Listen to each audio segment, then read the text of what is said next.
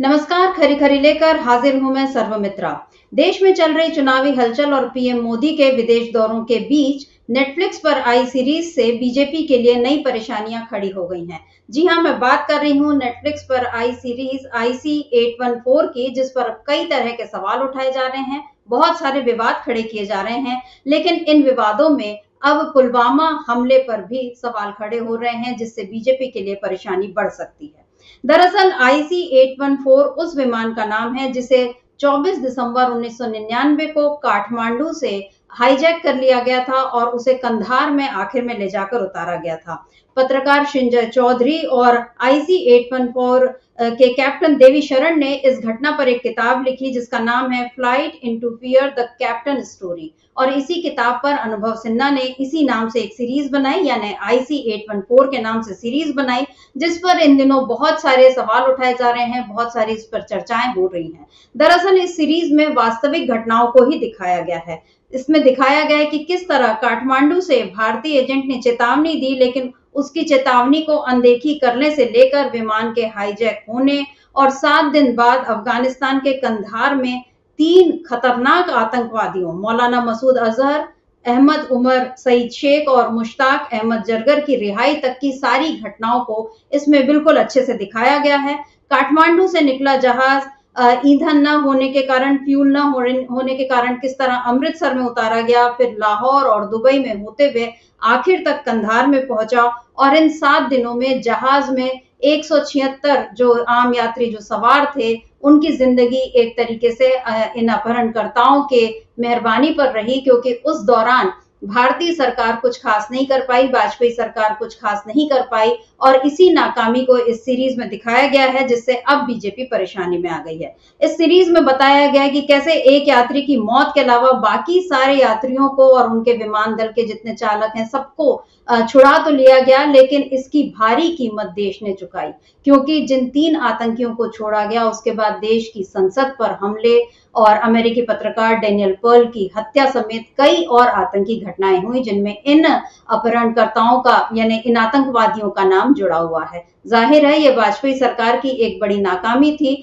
लेकिन जिस पर अब बीजेपी को परेशानी हो रही है, क्योंकि अब बीजेपी के शासनकाल में जिस तरह पुलवामा में जो घटना हुई उस पर भी सवाल उठ रहे हैं। जो कुछ सीरीज में दिखाया गया वो अगर किसी फिल्म का प्लॉट होता, किसी उपन्यास की पटकथा होती, तो ये दिखा देते कि वहां पर यात्री बंधक हैं और यहाँ प्रधानमंत्री जो है वो अपने दफ्तर में अपने सारे सलाहकारों के साथ और सभी सुरक्षा बल के सब प्रमुखों के साथ वो चिंतन मनन कर रहे हैं, बड़े परेशान से इधर उधर घूम रहे हैं। उसके बाद वो सुरक्षा कमांडोज को ये निर्देश दे रहे हैं, फ्री हैंड दे रहे हैं कि आप जाओ और किसी भी तरह से इन सारे यात्रियों को छुड़ा लाओ, और चाहे जो करना पड़े आपको हर चीज की इजाजत है। न अधिकारियों को किसी प्रोटोकॉल का पालन करना पड़ेगा, न किसी ब्यूरोक्रेसी की कोई अड़चन इसमें आएगी। ऐसा हो सकता था, लेकिन अफसोस कि ये फिल्म नहीं है, ये हकीकत है। और हकीकत ये है कि जितने दिन विमान अपहरणकर्ताओं की कैद में रहा, उतने दिन हमारी सरकार की जो नाकामी है वो सामने आती रही।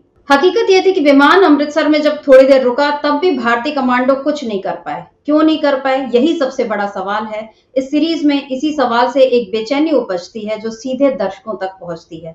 देश के प्रधानमंत्री अटल बिहारी वाजपेयी, गृह मंत्री और लौह पुरुष कहे जाने वाले लाल कृष्ण आडवाणी और पंजाब के तत्कालीन मुख्यमंत्री प्रकाश सिंह बादल, इन सब की भूमिकाओं और प्राथमिकताओं पर सवाल उठते हैं। सीरीज में जिस तरह नौकरशाही को जनता के सरोकारों से बिल्कुल कटा हुआ दिखाया गया है, वो रवैया भी कहीं ना कहीं बेचैन करता है। ये रवैया ठीक नहीं है, लेकिन हकीकत ये है कि सच के करीब ही है।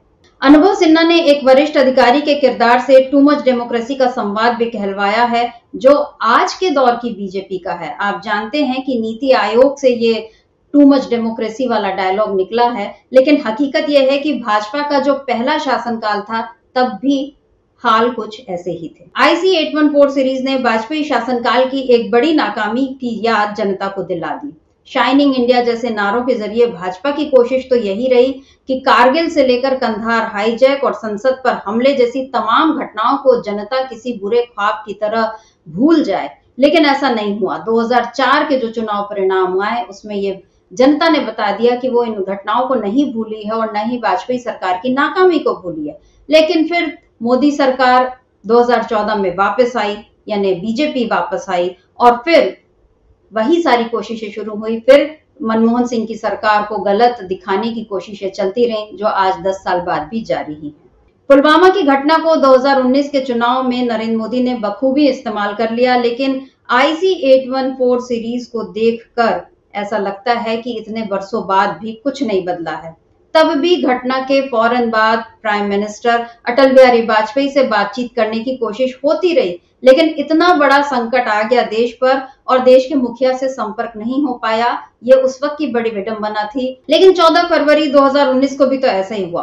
पुलवामा में दोपहर 3:10 पर सैनिकों को ले जा रही बस से विस्फोटकों से भरी गाड़ी जो है वो टकराती है, बस के परकच्चे उड़ जाते हैं, हमारे जवान शहीद हो जाते हैं। और उस वक्त पीएम क्या कर रहे थे? पीएम मोदी उस समय जिम कॉर्बेट के जंगलों में मैन वर्सेस वाइल्ड की शूटिंग में व्यस्त थे। पीएम मोदी जिम कॉर्बेट से बाहर निकलते हैं शाम 7 बजे।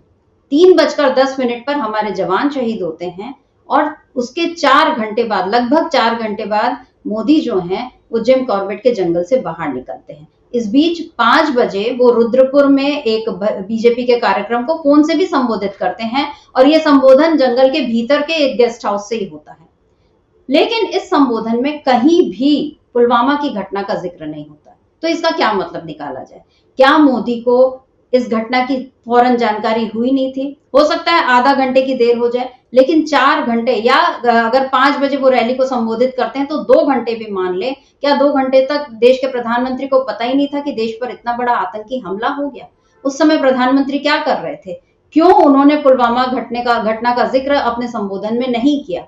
क्या इसलिए क्योंकि अगर वो इस घटना का जिक्र करते तो विपक्ष फिर उन पर सवाल उठाता कि जब आपको इस घटना की जानकारी हो गई थी तब भी आप जंगल के भीतर क्या कर रहे थे? आप क्यों नहीं पहले बाहर आए? आप क्यों नहीं फौरन दिल्ली पहुंचे? ये सारे सवाल विपक्ष उठाता। तो क्या इसीलिए मोदी ने पुलवामा घटना का जिक्र ही नहीं किया रुद्रपुर वाले अपने संबोधन में, या उनको इस घटना की जानकारी नहीं थी? ये सवाल तब भी कायम था, ये सवाल अब भी कायम है, लेकिन मोदी ने इन सवालों का कोई जवाब नहीं दिया। इसके बाद पुलवामा हमले को लेकर और भी बहुत सारे सवाल उठे, जैसे कि विस्फोटकों से भरी गाड़ी वहां तक आई कैसे? पुलवामा इतना संवेदनशील, यानी जम्मू कश्मीर पूरा इतना संवेदनशील क्षेत्र है, वहां तक अगर कोई इस तरह की गाड़ी आ सकती है विस्फोटकों से भरी, तो फिर आपकी सुरक्षा एजेंसियां क्या कर रही थी? किस तरह एक गाड़ी आ जाती है और उस मार्ग पर जहां से सैनिकों को बस ले जा रही होती है? और जम्मू कश्मीर के पूर्व राज्यपाल जो हैं सत्यपाल मलिक, उन्होंने ये सवाल भी उठाया था कि क्यों सैनिकों को एयरलिफ्ट नहीं किया गया, क्यों उनको सड़क मार्ग से ही भेजा गया? क्या इतना सा खर्च देश उनके लिए नहीं उठा सकता था? बहुत सारे ऐसे सवाल हैं जिनके जवाब आज 5 साल बाद भी नहीं मिले। लेकिन उन सवालों के जवाब देने की जगह देश का ध्यान फिर हिंदू मुस्लिम में भटकाने की कोशिश की मोदी ने। पहले 2019 में वो इसमें सफल भी हो गए। 2024 आते आते हालात बहुत बदल गए देश में। इस बीच और दूसरे मुद्दे खड़े हो गए। राहुल गांधी जैसे नेता ने भारत जोड़ो यात्रा करके देश का माहौल एकदम बदल दिया और इसका नुकसान बीजेपी को उठाना पड़ा। और अब एक बार फिर चुनावी मौसम आ गया, जिसमें फिर बीजेपी परेशानी में घिरती हुई दिख रही है, क्योंकि एक बार फिर 25 साल पहले की घटना, यानी कंधार हाईजैक की जो घटना है और उस पर जो सीरीज बनी है, वो बीजेपी को परेशान कर रही है, क्योंकि वो बीजेपी को उसकी नाकामी जो है वो याद दिला रही है कि जो कुछ भी दिखाया गया है वो बिल्कुल सही है। कुछ लोगों ने, यानी कुछ पत्रकारों ने सवाल उठाए और बीजेपी के कुछ सपोर्टर्स इस बात को लेकर बहुत हल्ला मचा रहे हैं कि जो 5 अपहरणकर्ता हैं, जो हाईजैकर्स हैं, उनमें से 2 के नाम भोला और शंकर, ये क्यों रखे गए? और इसको लेकर नेटफ्लिक्स पर भी सवाल उठाए गए, जिसके बाद नेटफ्लिक्स ने ये सफाई दे दी कि हम डिस्क्लेमर में उनके सही नाम भी बतला देंगे। लेकिन पूजा कटियार का ये कहना है कि जो 5 हाईजैकर्स थे उनमें 2 के नाम भोला या शंकर, भले वो कोड नेम रहे होंगे, लेकिन उनको उन्हीं नाम से बुलाया जा रहा था। यानी इसमें कहीं कुछ गलत नहीं है, लेकिन फिर भी इस तरह के विवाद खड़े करना, सीरीज पर बैन लगाने की मांग करना, ये सब बता रहा है कि बीजेपी फिर से एक सही चीज से ध्यान भटकाने की कोशिश कर रही है। लेकिन इस कोशिश में वो कितनी कामयाब होगी, ये भी देखना है। वैसे इस समय बीजेपी समर्थक और उनके निशाने पर आ चुके हैं अनुभव सिन्हा, क्योंकि अनुभव सिन्हा जो है वो लगातार, उन्होंने ऐसी ऐसी फिल्में बनाई हैं, भीड़,